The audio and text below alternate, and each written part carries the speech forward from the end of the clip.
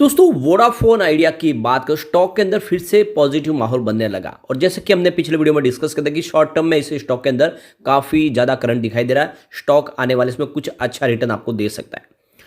यहाँ पे आज बाजार में गिरावट का माहौल है, उसके बावजूद भी वोडाफोन आइडिया में अच्छी खासी खरीदारी हो रही है।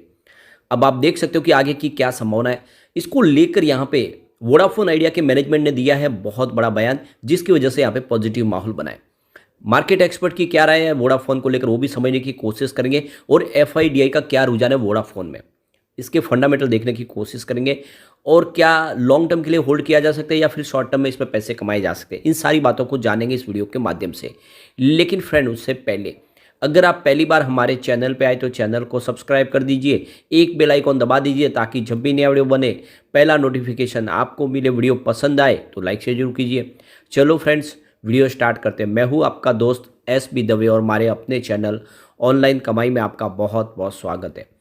तो सबसे पहले अगर हम बाजार की बात करें, इस समय 11 बजे के आसपास का टाइम है। बीएसई सेंसेक्स 64,845 के स्तर पर, जहाँ पे 113 पॉइंट की गिरावट है, यानी 0.17% डाउन है बीएसई सेंसेक्स। वैसे शुरुआत आज पॉजिटिव हुई थी, लेकिन तुरंत ही आप देखें तो बाजार में गिरावट का माहौल बना और 200 पॉइंट के आसपास की गिरावट थी। उसमें कुछ अब राहत थोड़ी सी मिलती हुई दिखाई दे रही है। निचले लेवल से बाजार थोड़ा सा रिकवर हो रहा है। वोडाफोन आइडिया अच्छा कर रहा है। स्टॉक की शुरुआत 13.60 पर हुई, पॉजिटिव शुरुआत हुई क्योंकि क्लोजिंग थी फ्राइडे की, यानी 13.5 हो गई कल की मंडे की। लो अगर आप देखें तो 13.35 का है, यानी इसमें गिरावट भी हुई। निचले लेवल से फिर खरीदारी शुरू हुई तो इसने 13.90 का हाई भी बनाया, तो काफ़ी अच्छा निचले लेवल से अप मूव देखने को मिला। इस समय 13.80 के आसपास स्टॉक है, जहाँ पे 1.85% की तेजी देखने को मिली। तो जैसे बाजार थोड़ा सा आप देखें तो रिकवर होने लगा तो यहाँ पर तेजी बढ़ने लगी है। वैसे इस स्टॉक में 2015 में 118 के आसपास की प्राइस थी, आपको ये पता ही होगा। ये मर्जर के पहले की संभावना, जब आइडिया के नाम से ही मार्केट में लिस्ट था, बाद में वोडाफोन आइडिया का मर्जर हो गया और इसके लिए बुरे दिनों की शुरुआत भी हुई। तो क्या ये फिर से आने वाले समय में 3 डिजिट में जा सकता है? ये काफ़ी समय से वेट कर रहे हैं, लेकिन ऐसी संभावना अभी फिलहाल बन नहीं रही। लेकिन शॉर्ट टर्म में इसने बहुत ज़बरदस्त लोगों को रिटर्न दिया है, माला माल किया है। सिर्फ 6 मंथ के अंदर देखें तो पैसे आपके डबल हो चुके हैं। 6.90 के आसपास जो स्टॉक था, इस समय देख लो कि 13.80 के आसपास है। तो ये समझ सकते हो आपकी पैसे आपके डबल हुए। सिर्फ 1 मंथ में ही देखें तो स्टॉक ने 26% का अच्छा खासा रिटर्न दिया है और काफ़ी अच्छा स्टॉक दौड़ रहा है। इसकी परफॉर्मेंस देखें तो 31 अक्टूबर को स्टॉक 11.85 के आसपास था, 1.7% की तेजी बनी थी। 1 नवंबर को स्टॉक ने ज़बरदस्त तेजी बताई, स्टॉक पहुंच गया सीधा 12.80 पर 8% की शानदार तेजी के साथ। 2 नवंबर की बात करें तो 13.75 के आसपास स्टॉक पहुंच गया 7.4% की बम्पर तेजी के साथ। और अगर हम बात करें 3 नवंबर की तो क्लोजिंग बिल्कुल अनचेंज रही, 13.75 के आसपास, कोई अपडाउन देखने को नहीं मिली। 6 नवंबर को प्रॉफिट बुकिंग आ गई, स्टॉक आ गया 13.55 के आसपास, 1.5% की गिरावट के साथ। लेकिन आज फिर से प्रॉफिट फिर से शुरू हो चुकी है, जो प्रॉफिट बुकिंग थी वो थम चुकी है। यहाँ पे देख ही सकते हो 5.70 इसका 52 वीक का लो है, लेकिन हाई 14.35 है फिलहाल। अब आप देख लो स्टॉक अपनी एक नई हाई बनाने को बिल्कुल तैयार है। वॉल्यूम भी काफ़ी अच्छा, पिछले एक महीने पहले इसका 39 करोड़ का वॉल्यूम था, 9 करोड़ की डीले उठाई गई थी। 1 वीक पहले 68 करोड़ का वॉल्यूम था, 17 करोड़ की डीले उठाई गई थी। और कल 20 करोड़ का वॉल्यूम था, 7 करोड़ की डीले उठाई गई थी। आज लगभग 10:30 बजे के आसपास ही सुबह बाजार खुलते ही 12 करोड़ का वॉल्यूम हो चुका है, यानी वॉल्यूम बढ़ने की पूरी संभावना है। अब इसके बीच में देख लो कि अक्षय मुंद्रा जो सीईओ है कंपनी के, उनकी तरफ से बड़ा बयान निकल कर आया है। उनका कहना है कि कंपनी जो फंड रेजिंग करेगी उसका इस्तेमाल अपने पुराने पेमेंट को चुकाने में और कैपेक्स में करेगी और 4G और 5G के इस आप देखें नेटवर्क को बढ़ाने में करेगी। तो देख सकते हो कि वो अपने वेंडर्स का पेमेंट करना चाहते हैं, जल्द से जल्द उनको सारा का सारा जो पुराना बकाया चुकाने की वो कोशिश कर रहे हैं और अपने 4G और 5G के कैपिटल एक्सपेंडिचर को बढ़ाने के लिए कोशिश करते। तो ये जो फंड आएगा उसका इस्तेमाल इस तरह से किया जाएगा, ये अक्षय मुंद्रा का कहना है।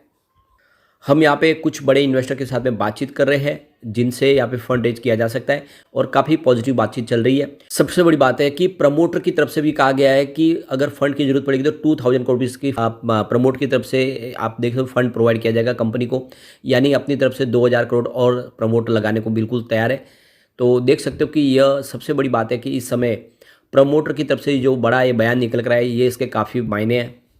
एक बड़ी गुड न्यूज और निकल कर आई है कि इसमें Q2 के दरमियान 18 लाख नए सब्सक्राइबर जोड़े कंपनी ने। जो लगातार आप देखें तो उनकी सब्सक्राइबर बेस कम हो रहा था, इस बार उन्होंने 18 लाख नए 4G सब्सक्राइबर जोड़े, जबकि अभी तक उन्होंने 5G सर्विस शुरू ही नहीं की है। एयरटेल और जियो ने शुरू कर दिया, उसके बावजूद भी यहाँ पे 4G के लिए इनके 18 लाख नए सब्सक्राइबर जुड़ना, ये बात है कि अब धीरे धीरे बिजनेस इनका पटरी पे आने लगा है और आने वाले समय संभावना पॉजिटिव बन सकती है।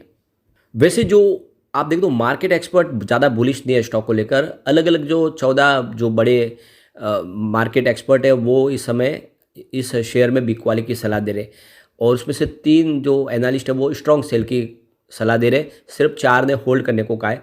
और तो इससे आप ये समझ सकते हो कि फिलहाल मार्केट एक्सपर्ट ज़्यादा बुलिश नहीं है इसको लेकर।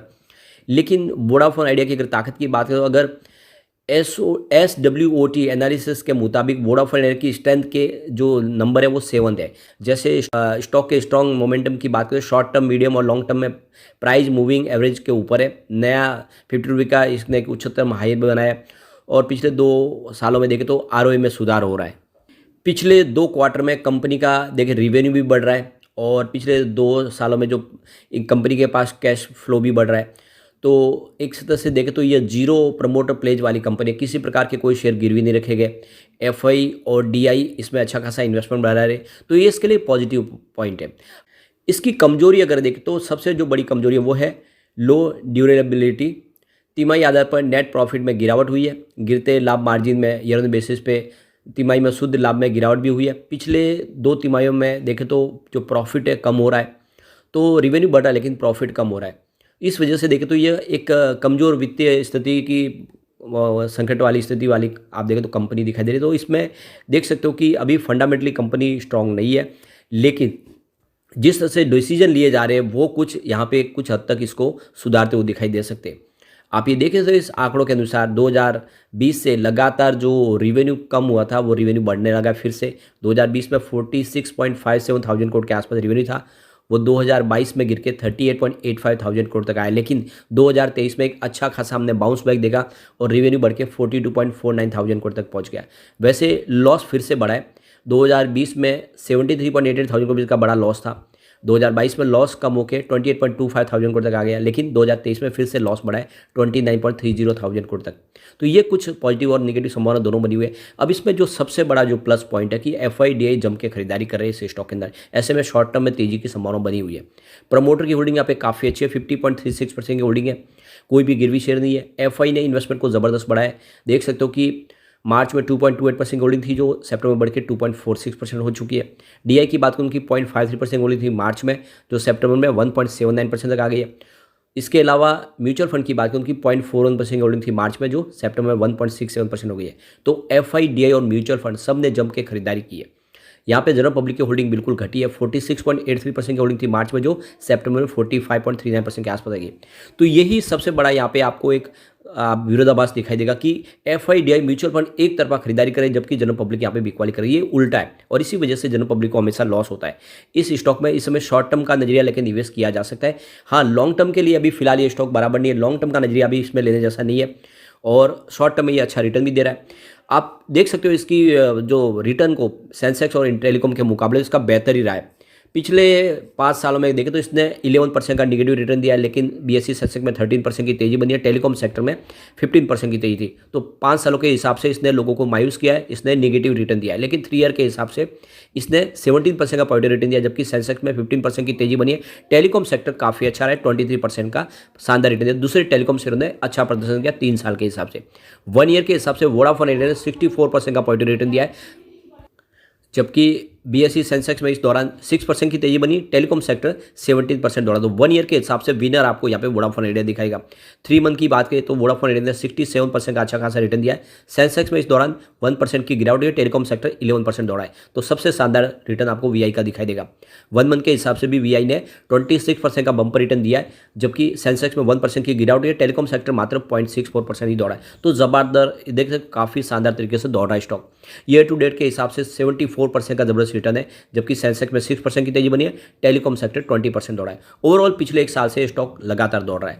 ऐसे में शॉर्ट टर्म में अगर आप खरीदारी कर लेते हो तो आपको अच्छा रिटर्न मिल सकता है, नहीं इस लेवल से भी आराम से इसमें 20% की तेजी देखने को मिल सकती है। लेकिन लॉन्ग टर्म के लिए इस स्टॉक को अवॉइड करें, फिलहाल इसमें निवेश न करें। लेकिन फ्रेंड, कोई भी इन्वेस्टमेंट करने से पहले अपने फाइनेंशियल एडवाइजर से बारे ले ले या अपना खुद का रिसर्च करें, क्योंकि मैंने वीडियो आपके एजुकेशनल पर्पज के लिए ही बनाया। वीडियो पसंद आए तो लाइक से जो कीजिए और चैनल को सब्सक्राइब कर दीजिए। Thank you.